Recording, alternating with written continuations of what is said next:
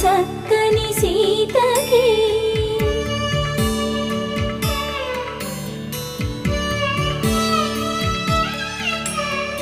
ఎర్ర జాబిలి చేయి